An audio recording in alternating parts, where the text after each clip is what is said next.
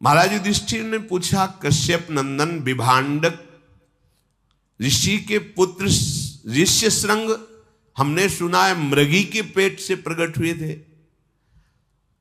तो क्या विभांडक ऋषि ने धर्म विरुद्ध पशु का संयोग किया? तभी तो पुत्र होगा। पशु से संयोग करना तो शास्त्र निषिद्ध है और बहुत बड़ा अपराध है। पशु से समागम मनुष्य शरीर, ये तो बहुत बड़ा पाप है। ऐसा विरुद्ध योनि संसर्ग एक महान तपस्वी कैसे कर सकता है? और एक मृगी इतने बड़े ऋषि के गर्भ को कैसे धारण कर सकती है? अगर ये अशुद्ध कार्य था तो देवराज इंद्र ऐसे कैसे प्रसन्न होकर वर्षा कर सकते हैं? मेरी समझ में नहीं आ रहा। नियम व्रत का पालन करने वाली राजकुमारी शांता ने फिर मृग से प्रकट हुए इन ऋषि को पति रूप में कैसे वर्ण किया? ये वही ऋषि हैं जिनको चक्रवर्ती सम्राट दशरथ जी के यहां वशिष्ठ जी ने बुलाया था और भगवान श्री राम लक्ष्मण भरत शत्रुघ्न का प्रादुर्भाव पुत्रेष्टि यज्ञ से हुआ। इन्हीं को श्रृंगी ऋषि कहते हैं, पर यहां ऋष्य श्रृंग नाम से उनको संबोधन किया गया।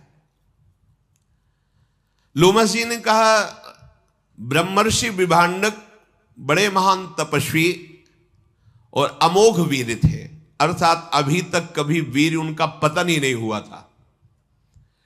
उनके प्रतापी पुत्र ऋष्यशृंग का जन्म कैसे हुआ है मैं बताता हूं। विभांडक मुनि परम पूजनी, महान तेजस्वी, कश्यप गोत्री, कोई भी देवता उनके सामने टिक नहीं सकता, ऐसी प्रचंड तपस्या। वो एक कुंड में खड़े होकर के जल में मंत्र का अनुष्ठान कर रहे थे। दीर्घ काल तक महान कष्ट सहते हुए मंत्राकार वृत्ति। तस्य रेता प्रचस्कंद दृष्ट्वा अप्सर उर्वशीम। देखो अभी चरित्र सुना, एक तपस्या का और एक श्री कृष्ण मित्र का। श्री कृष्ण अब तपस्या। तस्य रेता प्रचस्कंद दृष्ट्वा अप्सरस मुर्वशीम अपसूप स्पृशतो राजन मृगी तच्चा पिबत तदा। वो जहां जलकुंड में खड़े होकर के मंत्र जाप कर रहे थे, वहीं उर्वशी अप्सरा आ गई और स्नान कर रही थी। शास्त्र निषेध करता है, एक बार दृष्टि चली जाए, जैसे आप परिक्रमा लगा रहे हैं, यमुना में कोई माई बहन स्नान कर रही तो दृष्टि संभाली, अगर एक बार चली जाए तो दोबारा नहीं जानी चाहिए। अगर दोबारा उस रूप में देखते हैं तो फिर आपका अंतःकरण मलिन हो जाएगा। अब इतने बड़े महान तपस्वी विभांडक जी कितने एकांत में मंत्र के चिंतन में लगे हैं। अब स्नान से जल का शब्द होता है, तो अचानक दृष्टि गई तो उर्वशी जी स्नान कर रही थी। उर्वशी जी के रूप को देखकर जो अमोघ वीर थे आज संभल नहीं पाए। उर्वशी ने कुछ कहा नहीं, यहां तो अर्जुन के समीप गई थी। श्री कृष्ण बल और तपस्या बल में अंतर है। उनका वो अमोघ वीर इतना मन व्यथित हुआ, कुछ छुआ नहीं, कुछ नहीं कि उर्वशी को जाके स्पर्श, कुछ नहीं, केवल दृश्य देखा, मन विचलित हो गया। तो एक मनोवाह नाड़ी, अगर मन विचलित हो गया तो मनोवाह नाड़ी स्थित ब्रह्मचर्य को भी स्खलित कर देती है। वीर स्खलित हो गया और वीर उसी कुंड के जल में, और वो लहरों से किनारे आ गया। इतने में एक मृगी प्यास से व्याकुल थी तो जो जल पिया, तो एक देव कन्या थी। लोक सृष्टा भगवान ब्रह्मा जी ने उसको अपराध विमोचन के लिए कहा था, किसी अपराध से किसी मुनि का अपराध कर दिया था तो ये मृगी का उन्होंने श्राप दे दिया था। तो उन्होंने कहा था, जब तुमसे एक ब्रह्म ऋषि का वीर तुम्हारे उदर में जाएगा और एक ब्रह्म ऋषि ही प्रकट होगा तो तुम मृग योनि से मुक्त हो जाओगी। तो वास्तविक ये देव कन्या थी। ब्रह्मा जी की वाणी अमोघ है, दैव का विधान अमोघ है। उसके उदर में वीर गया और ये श्रृंग एक सींग बालक प्रकट हुआ। अब वहीं आसपास रहते तो जब बालक को देखा तो विभांडक ऋषि ने ध्यान के द्वारा देखा, ये तो मेरा ही बालक है, मेरे ही। तपस्या में संलग्न रहने वाले वनवासी श्री विभांडक ऋषि ने ऋष्यशृंग को अपने पास दुलार प्यार करके पालन पोषण करने लगे। एक सींग होने के कारण उन्हें श्रृंगी ऋषि ऋष्यशृंग कहा गया। उन्होंने जीवन में ना तो कभी किसी स्त्री को देखा था ना कभी किसी पुरुष को, केवल अपने पिता को देखा था बस, और वो मृगी जन्म देकर ही पधार गई थी। इसलिए उनका स्वाभाविक ब्रह्मचर्य था, कोई चिंतन ही नहीं था। चक्रवर्ती सम्राट महाराजा दशरथ जी के मित्र थे लोमपाद अंग देश के राजा। इन दोनों में यह हुआ था जिसके पहले संतान होगी वो एक दूसरे को देगा। तो महाराज दशरथ के शांता नाम की कन्या हुई थी जो इन लोमपाद अंग देश के राजा को उन्होंने दी थी। इनके स्वभाव में थोड़ा सा रुद्र भाव आ गया था, तो ब्रह्म ऋषियों से उन्होंने कटु व्यवहार कर दिया। वो नाराज होकर इनके यहां से चले गए। ये अपराध के कारण पूरे देश में वर्षा होनी बंद हो गई। देखो, जब धर्म का और भजन करने वालों का सतशास्त्रों का अपमान होता है तो किसी और को दंड देने की जरूरत नहीं, प्रकृति दंड देने लगती है। फसल पक्की खड़ी है, ओले और पानी गिर गए, नष्ट हो गया। जब पानी की जरूरत है तो सूखा है, और जब पानी की जरूरत नहीं तो पानी, उल्टा प्रकृति दंड देने लगती है।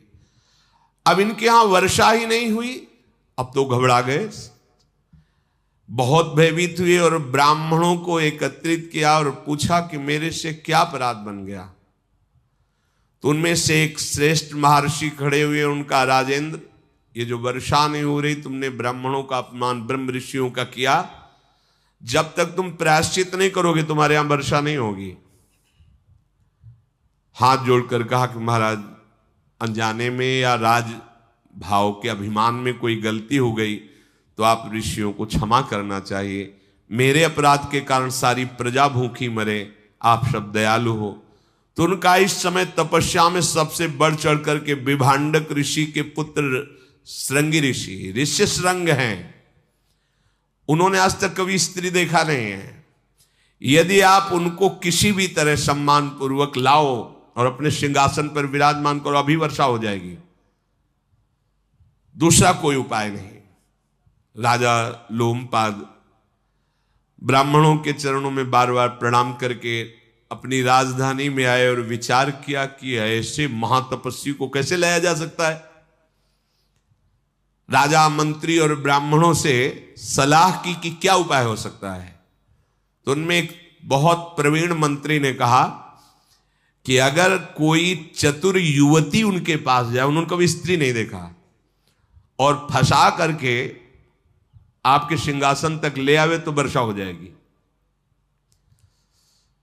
राजा ने अपने दरबार की प्रधान वैश्या को बुलाया। वो बहुत वयोवृद्ध थी और उसके शासन में शास्त्रों 9 युवतियां राज सेवा में नृत्य, वाद्य, गान, कला आदि की।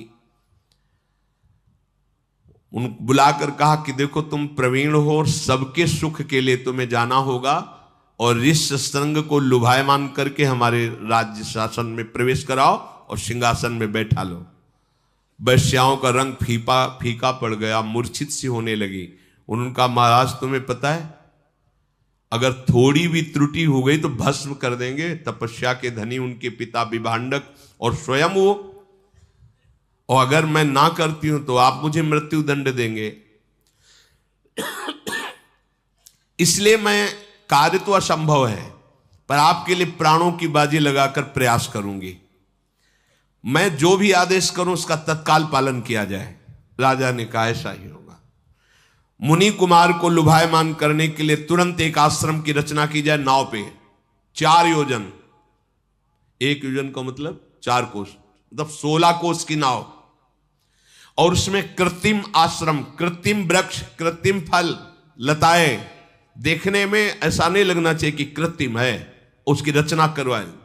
वो तो राजा है, आदेश हुआ 16 कोस की नाव, ऋषियों के आश्रम, और ऋषि कौन? सब नवयुवती वैश्याएं, वही सब अपने श्रृंगार में।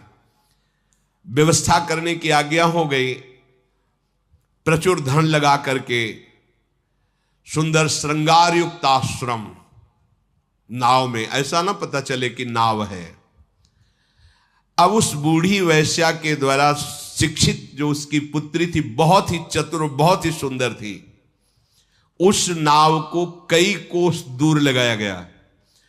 राज कर्मचारी गुप्त रूप से पता लगाए कि विभांडक ऋषि आश्रम से कब बाहर जाते हैं, तो बोले हफ्ते में एक बार निकलते हैं, पिपली बरगदी ऐसे फल लाते हैं, कंदमूल फल, और उसी का एक हफ्ते पाकर भजन करते हैं, फिर एक हफ्ते जाते हैं। बड़ा ही सुंदर दिव्य तपस्या से उस आश्रम का प्रभाव था, बड़ा रमणीय था। विभांडक ऋषि फल लेने के लिए गए हैं, ऐसा जे ही गुप्तचरों से मिला, उसने अपनी पुत्री को, वो कांप गई कि मैं ऋषि के पास जा रही हूं, पुनः वापस आ पाऊं कि ना पाऊं, क्योंकि रुद्र दृष्टि हो जाएगी तो भस्म हो जाएंगे। जाओ तुम राजा के लिए प्राण देना, ये हम प्रजा हैं, हमारा धर्म है, इसलिए तुम जाओ, बहुत सावधान रहना। ऋषि कुमार बिल्कुल भोले भाले हैं, आज तक किसी मनुष्य को नहीं देखा, स्त्री की बात क्या है। डरते हुए आश्रम में पहुंची और देखा कि ऊर्ध्व नेत्र किए हुए वो बैठे हुए, दिव्य तेजो में, कांप गई। पर अपने राजा के कार्य को संपादन करने के लिए समीप गई। खड़े हो गए ऋषि संग, कोई ऋषि पधारो, देखा ही नहीं था स्त्री। खड़े होकर के नमन किया, अर्घ्य दिया, आसन दिया, बहुत पीछे हट गई और उनका हमारा नियम है, कुछ हम ऐसा अनुष्ठान कर रहे हैं, तुम्हारा अर्घ, तुम्हारा कोई भी पूजन हम स्वीकार नहीं करेंगे, केवल आप आलिंगन कर सकते हो। हाँ ठीक है। ना तुम्हारा दिया हुआ आसन, इतनी सामर्थ्य है कि वैश्या होकर एक ऋषि के द्वारा दिया हुआ अर्घ और आसन कुछ नहीं, वापस रखो, केवल आलिंगन कर सकते हो। तो जानते नहीं थे कि स्त्री आलिंगन। अब वो कहे कि ऋषि तुम्हारी त्वचा कितनी सुंदर, हमारी कैसी है। अब वो तो जंगल में रह रहे, गर्मी सर्दी से त्वचा मोट, और वो तो सुंदर नवयुवती वैश्या, तो बोले ऋषि तुम्हारी त्वचा कितनी, तुम्हारी जटाएं कितनी कोमल, कोमल बाल और सुगंधित तेल से सींचे हुए, बार बार तुम किस देश के ऋषि हो। अब वो तो कभी देखा ही नहीं ना, स्त्री कभी देखा ही नहीं। बड़ी उनको उत्सुकता हो रही कि किस देश के ऋषि हमारे यहां पधारे हैं, मुझे दर्शन से बड़ा सुख मिल रहा है। ब्राह्मण आप तो बहुत ही सुंदर लग रहे हो, बहुत बड़े तपस्वी हो गए तभी इतने सुंदर हो, तो मेरा ये अर्घ और फल फूल क्यों नहीं ले रहे। दिया हुआ कुशासन, आप इससे सुखपूर्वक बैठिए, वह नहीं, आज आप हमारे आसन पर बैठेंगे, मखमली सुंदर आसन होगा। हमारा आसन तो चुभता है उसका, तुम्हारा आसन तो कितना सुंदर बैठा। वो भोले वाले जालते ही ले, ये तुम्हारे फल हम नहीं, हमने नियम ले रखा है कि जितने दिन अनुष्ठान चलेगा हम किसी ऋषि का कुछ नहीं लेंगे। हम कुछ फल लाए, बड़े सुंदर सुंदर अंगूर, मीठे मीठे सब। हाँ ऐसे तो कभी हमने फल खाए नहीं। बोले तुम्हारा दिया हुआ जल भी नहीं, हम जल दे रहे, विशिष्ट प्रकार का बनाया हुआ आसो, ये साधारण नहीं, विशिष्ट जैसे अंगूर का भी तो आसो बनता है, महुआ का भी बनता है, ऐसे विशिष्ट फलों के रसों का आसो उन्मादकारी। और हे पिया उनका, मैंने तो जिंदगी में ऐसा नहीं पिया। वो बड़े आनंदित हो रहे। और हे ऋषि, ये भूमि डोलती नजर आ रही है, वो आसो पिए हुए, बार बार हृदय में आलिंगन। और दूर एक गुप्तचर खड़ा है कि विभांडक ऋषि कितनी दूर है, कितने समय वापिस होंगे। उनका आप मुझे प्रणाम मत कीजिएगा कभी, तभी मैं बार बार आऊंगी। उनका जैसा आप कहेंगे वैसा। मैं आपके लिए बंदनी नहीं हूं, आप मेरे बंदनी हैं। मैं आपके लिए दर्शनी नहीं हूं, आप मेरे दर्शनी, मैं आपका दर्शन कर ले आई हूं। बार बार उनके द्वारा आलिंगन को ऋष्य श्रृंग बड़ा सुखद अनुभव करने लगे। वो बार बार वो तो आई ये रिझाने के लिए, सुंदर माला सुंदर सुखद वस्त्र, सुंदर इत्र उनके शरीर में लगाया। वो बहुत प्रसन्न है, खेल रहे हैं। सूचना, गुप्तचर दूर खड़ा है, उसने इशारा किया कि वो चल पड़े हैं, भागी वहां से तुरंत। अब हमारे अनुष्ठान का समय हो रहा है, किसी दिन हम अवसर लगा के फिर आएंगी। और ये बात अपने पिताजी से कहिएगा नहीं कि कोई ऋषि आए थे। ओ चलिए, अब ये तो पृथ्वी घूम रही, अब ये बैठे बस वही ऋषि चिंतन में, उस ऋषि के कपोल कैसे, उसकी जटाएं कैसी, पूरा चिंतन। चलो आगे फिर चाहिए तो अखंड हरि अनंत हरि कथा।